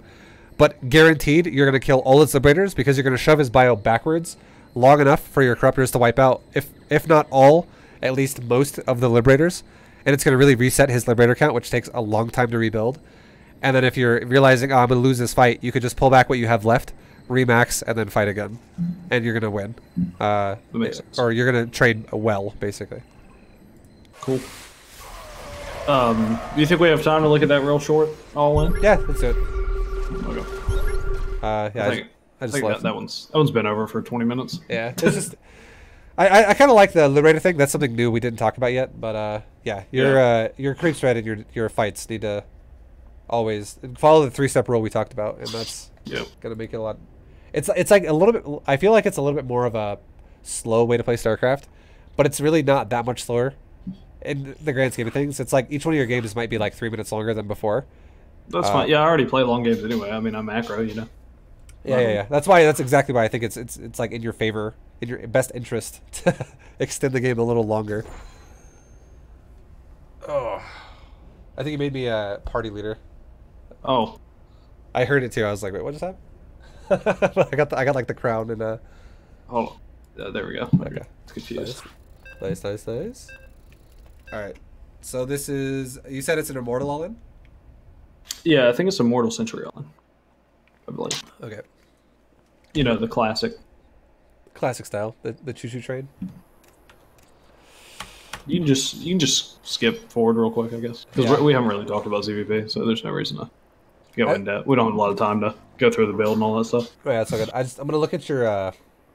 I'll do it on like ×4, but I'll look at your scouting path and all that. So far so good, not bad. I like that you pulled the Overlord back for a second. I like that you're doing it again. Where the probe go? Yeah. Yeah. And one really quick tip here, just in general, if you ever scout a Protoss' base and they have a gateway core already done when your Overlord gets there on 2-player maps, like maps that don't have multiple spawn locations, which in this latter season every map is a 2-spawn location, but sometimes there's more. But anyways, if you get there right away and you see the core is done already when you get there, it is not a gateway Nexus build. It is instead a gateway straight core build. And a lot of times what happens with this is they rush gas, and you can assume it's going to be more aggressive with either a really fast warp gate, or it's going to be maybe like a fast Stargate, a proxy, something. It's just going to be really aggressive, most likely, or really fast adepts that are going to come to your base. But if you ever see a core that's still being built, you already automatically can be like, all right, it's a macro build, because even before you see the Nexus done, you can already assume there is a Nexus being built, which is a good thing to know, because if you ever play a player that is super random and does not actually build a Nexus at their natural, but you see the core is not done yet, go look for a proxy Nexus. Go look for something on the map that's fucking not supposed to be there. Yeah, that's really good tip. Queen's ready. I gotta check how much gas he's mined. Don't just stand I guess back. all the way through, whatever. All right. That's so your lings, I feel like they're too aggressive. I would say don't ever put your lings like this across the map, because Protoss players will pick you apart all day with the depths, especially if you're going for the gasless style. 2 reasons why you don't want to do this. One is, again, your lings could easily die. They'll never break the wall, and he could also, if he wanted to, walk out of his base right now and just poke a ling, back up, poke a ling, back up, poke a ling, back up. The other reason is if this guy actually, let's say he ran 2 adepts up and around the top, and he had a stalker sitting in his wall still, you'd never break the wall. And if the 2 adepts got into your base right now, you would lose way too many drones. Yeah. So always keep those defensive. You can send like 1 ling each at like his 3rd bases, but don't have all your lings aggressive. God save your gracious. It's the fight you've all Yeah, and already this is... I probably should have scouted his base again. I don't know what time I should Same as Terran. Honestly, same as Terran. I would say, like, try to scout his base initially with your first Overlord as fast as you can. Like, just to see if he's going to rush like a Stargate, or if he rushes a Twilight Council or anything like that. But if you by chance don't see it, you got to keep in mind this as well. Your first Overlord, well, if you scout a Gate, Core, Nexus, 2 pylons. There are only going to be 2 pylons.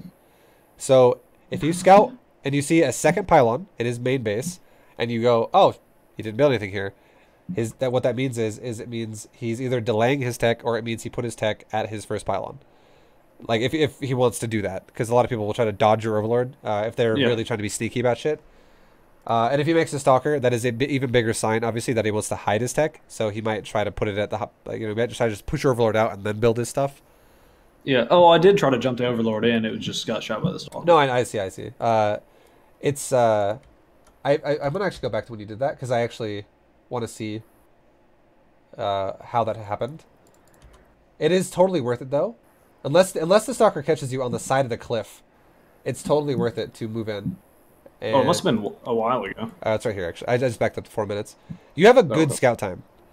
But the only problem here is you actually can see the Stalker right now, and you flew into it. If you spotted that Stalker and you would have like maybe backed up and went up somewhere else, like maybe go up a little bit and go in the base, maybe you have a better chance then to get in. But yeah, I agree. Yeah, I tried to send them both at the same time, but I guess neither of them made it. So. All right. It's all good. But yeah, I would agree though. If your Stalker, if the Stalker starts shooting your Overlord like now, right outside the base, don't commit into the base. You're gonna probably scout very little, or if anything at all, and the Overlord will die. Another thing too you could do is, like I said before about the lings being defensive. Most of them will be defensive, just in case you get attacked by adepts. But you could have like 3 lings, 1 on each of his thirds, 1 on each of his potential thirds, and 1 like poking the front periodically. And if you poke the front right now, and you saw sentries, you can like, this is a lot of sentries. You can already you can already I already knew what was happening. Yeah, exactly. It's gonna most likely be the Immortal All-In. It could be something weird and crazy like just pure gateway, and he's gonna try and zone you with sentries, but at the very least, it's gonna be a sentry-based timing. So a perfect way to respond to this would be to make roaches, and to honestly take more gas. You actually have 4 gas, which is great. That's enough, honestly. Just make roaches and make ravagers. And the perfect number here, or a good number to start your defense off with, would be try to get like 5 ravagers, and then just make roaches. And you're gonna have a lot. I forgot about ravagers for the force fields. Yeah. And then you're gonna have a situation though where you're gonna have a lot of money if you save for ravagers right now, and that the way you fix that is you make queens. Just make extra queens too, so you can kill the prism. And that's what the queen should do. I try to always kill the prism, but this one is way far back. So, are you trying to kill the prism? Or you said you didn't make ravagers, but yeah. If you do make ravager, also try to not kill the prism with ravagers. If you can help it, try to kill it with queens. But if it gets to that stage where you're getting desperate and you're like, I gotta kill the prism, it's there. Maybe try to hit it with Ravagers. It's fine. But yeah, I try to kill it with the queens, but like it's too far back for me to get it. I don't know. See, that's I guess the creep's bad too. Yeah, exactly. That's what I was about to say. It's be much more realistic if your creep is better. And I think I was too focused on trying to see what he was doing because I think that's why I made the spores too because I had no idea what he was doing when I was scouting. Yeah, I didn't want to die to something. But. And then the way this is kind of how this would all micro out. Okay, your queens would flank no matter where he's coming. Your queens flank the other way. And the reason why you know where he's coming is because for one, you have creep spread, and number two, you should have Ravagers already. And what these Ravagers do is they don't actually auto-attack his units. Instead, you Corrosive Bile in front of his army. So he's walking into it. And this does two things for you. One is if he doesn't turn his army around, he just gets nailed by Corrosive Biles, and it only takes 2 Biles to kill a sentry. Which is going to change a lot of the way the fight's going to go if you actually can manage to do that. The other thing it's going to do is it's going to make him wait. If he's microing it and he's like, oh, there's Biles there. He's not going to be beyond and fucking like literally have a Bile like go in the middle of like a donut around his units and just like, I'm going to perfectly split everything while going forward. Like he's going to most likely be like, Biles are in front of me. I'm going to back up for a second. A Bile's in front of me and back up. And the way you micro it gives you time to have your queens. Exactly. It gives you time to make roaches. It gives you time to make even more Ravagers if you can. It gives you time to make queens. It gives you time to flank with queens. It gives you time for everything. And the way you want to micro your Ravagers is you want to throw 1 Bile every like 1 to 2 seconds. So don't go like all Biles. Yeah. Because you want to do it like every time a Bile is about to land, another one's out, and like just in front of his army again. So like he's gonna still go forward eventually, but it's gonna definitely delay his push. And finally, when you get to that point where he's like if he still has a lot of units, and he's now at your hatchery, and you're gonna have to now fight him. The best thing you can do is at this point now, if you've done it successfully enough, where you now have queens flanking the prism and you kill the prism, it's so much easier to win the fight from that point on because now that's it. He's not going to be reinforcing and flooding you. And also the queens at that point then can help as well to tank a lot of the damage from like immortals and stuff like that and maybe transfuse themselves. But your Corrosive Biles should be 1 or 2 at a time on his sentries, but try to break his force fields so that your roaches can have a concave. And try to like get rid of the immortals if you can as fast as possible. If you can, if you can focus fire, kill the immortals ASAP. Like super important. Yeah. So would you say it's more important to break force fields than kill sentries? I would say it's more with the Biles. It's more important to kite sentries as long as possible and kill as many as you can until he gets to your hatchery, and then it's more important to break force fields. But you don't need to break all of them. Yeah, you just enough to actually shoot his stuff. You just need to break enough to be able to flood his units. Like, if there's like 7 sentry force fields in a wall, break like 2 of them, and then run through it as fast as you can, and then get on top of his army. And then if he keeps like just reapplying force fields and force fields and force fields, it kind of comes down to micro at that point. Like this, like you have to gauge the situation. And be like, is this going to be good or bad if I just commit here? And if you're in a situation where like he like fills in the gap that you just like created, he like blocks it in again, and you have like let's say 1/3 of your roaches are running at his army, and the other 2/3 of your army is like stuck behind force fields. I would say that's not a good time to charge him down and try to kill him. You should then probably pull those roaches back and once again break force fields. But let's say he only locks in like maybe like 10% of your army back behind you, or like 20% of your army, and now you have like the majority of your army going forward. You still want to once again then break the force field wall again with like 1 or 2 Biles. So you're always going to break the wall if he makes a wall, no matter what. But you can then commit to the charge and be like, ram the fucking immortals. Just get on them, because he like did not cut off enough units to where this is now worth it. Yeah.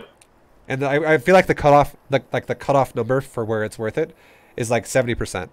If you can get 70% of your army through that fucking wall and get on top of him, just fucking charge the immortals and go for it. And once he's on your hatcheries. But if you can't get like 70% through and it's anything less, you might want to just chill and break force fields. Because you still will probably win the fight if you just play it patiently and you just throw Biles and Biles and Biles at his sentries and immortals and stuff like that. But the problem with that, though, is if you take your time, you'll probably lose the hatchery as well. So, best case scenario, you just cripple his army right away and you win the fight and the game's over. Worst case scenario, you throw army away, you bleed it out really hard because you take a really bad charge because you get too much blocked out.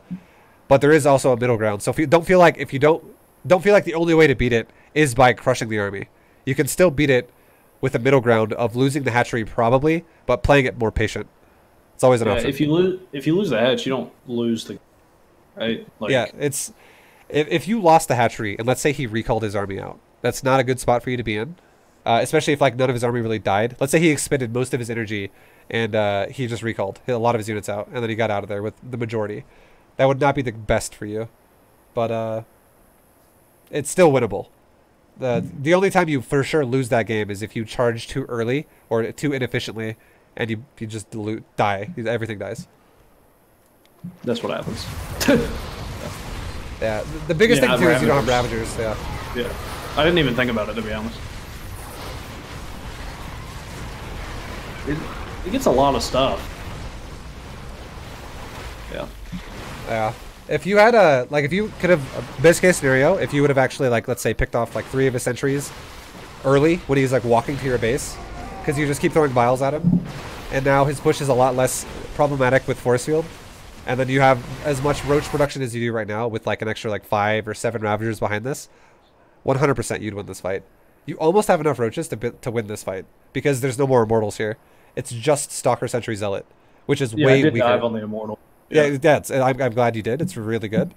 But just imagine if you had, like, let's say, like, the first fight went a little bit better, and now he was committing to what he's doing now. But you also had like 6 Ravagers behind this, and every time he concaves against you, you throw a bile, and just like he has to then keep moving his units around nonstop, and he loses so much DPS when he has to do that. Otherwise, if he tanks the biles, you're just gonna be like softening up the stalkers and shit like that, and the sentries, or killing them in the back, and then your Roach Ravager will just annihilate the Zealot wave, the Zealot like first front wall even faster, because now you have extra DPS in your concave in the form of Ravager 2, just auto attacking. And yeah, it's super. It would just be more efficient. So Ravager for sure, way to go. With this build, with the gasless build. Cool.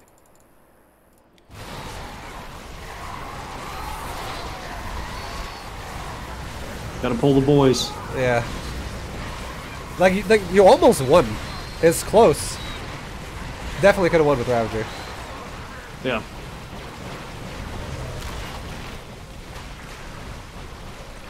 But not bad. Not bad. Small little cleanup there. But biggest thing about that game is, I would say, be careful with your lings. That's probably the biggest thing I saw there that was kind of scary for you, because you'll play a good Protoss sometimes who will just take advantage of you for that, and then the game will not be winnable at all, because you'll lose like 8 drones right off the bat and be like, well, I'm just behind. And now I can't defend anything, because every timing now will just do more damage than it should. Yeah. Alright, man. You have any other questions about anything? I don't think so. I think it was a good session. Good sesh? Good sesh? Yeah. I did. Well, I appreciate it, man. Yeah, thank you for buying it, man. And yeah, it was good. I'll play another, couple weeks or something. Try to get to Diamond 1, maybe Masters, and then maybe we'll do another one. Yeah. Yeah, just patience. Like, go back, watch your own VOD, watch my VOD, whatever you want to do. Really, I'm not even kidding, man. This is the biggest thing of this whole session. The 3 rules I told you earlier. That's the biggest thing of all. Follow those rules, and you will win so much more. Because your early game is... There are little bits and pieces here that could be improved, but those are smaller in scale to the 3 rule thing that I told you. That's the biggest thing of all that could fix your gameplay. Cool. All right, man. I hope you have a good rest of your night, and take it easy, dude. Yeah, I'm about to probably go to sleep. Yeah. I kind of wish I could go to bed right now. I'm pretty tired. All right, have a good stream, man. All right. Thanks, dude. I'll see you later. Bye.